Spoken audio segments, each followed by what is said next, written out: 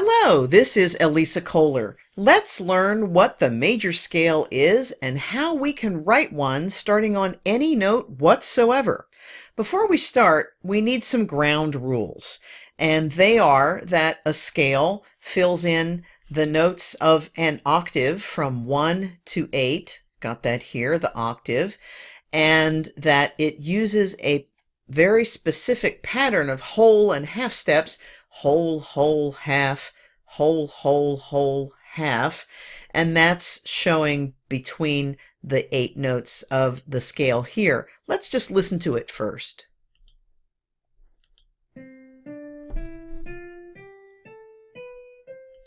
And as you can see, I've made the half step notes between 3 and 4 and 7 and 8 in green for all of these scales that I've started you off with here, so that you can see that those are the half steps, all the others are whole steps.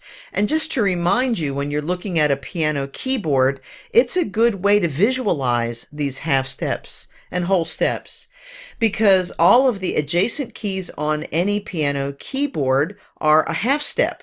So this is a half step, this is a half step, from this note to that note is a half step, and then here we run into the first of our natural half steps where there is no black key. So you can see the natural half steps. I've put them up here for you to remember, between E and F, E and F, and B and C, B and C. No black key there. And in the C major scale, it's very convenient because the natural half steps fall into the major scale pattern without needing any flats or sharps. So if you play it on the piano keyboard, you can literally play all the white keys, and that will give you this C major scale. Okay, great. So that is what happens there with the C major scale. But as you can see here, I've given you two other examples, the E major scale and the B flat major scale. And I've once again put the half step notes in green so that you can see from the 3rd to the 4th note and the 7th to the 8th note, we need half steps.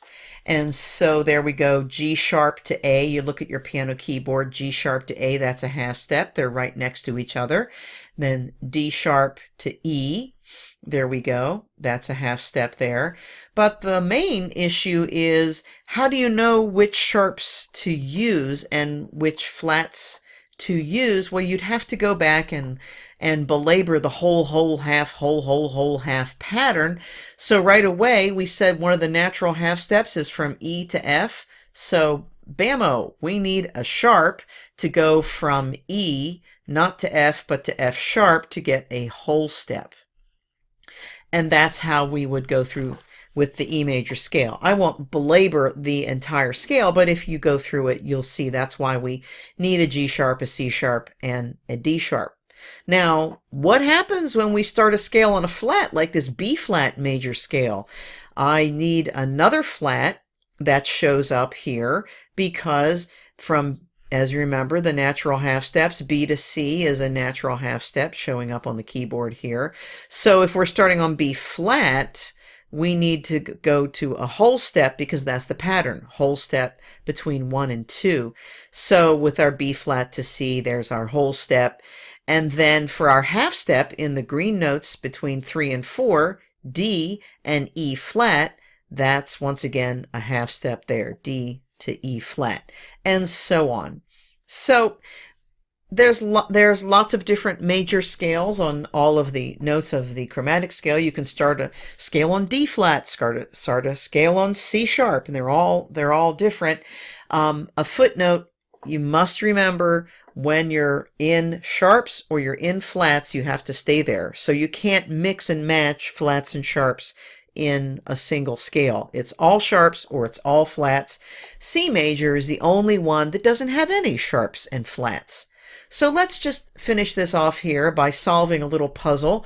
If I start on this note and I actually play this,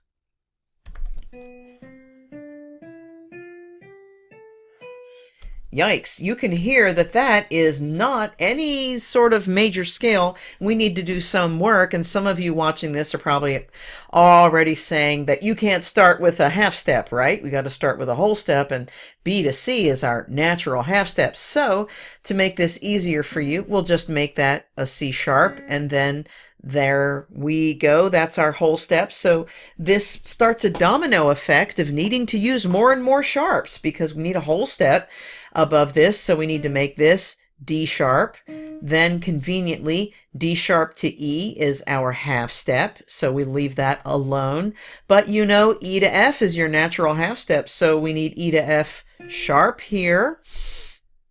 And then we need a whole step. So we need to make the sixth note a sharp as well, and then keep going, and we need another sharp there, and we finish. We can leave B alone because your first note and your last note, they're the octave that create the scale, so we need to keep them the same. So now what are we going to call this scale? We always label it after the first note. So this is the B major scale, and it's important to remember that you must say B flat, not just B, when you've got a flat there, because as you can see here, B flat and B are not the same. So now, rejoice, we have our B major scale, and it should sound correct.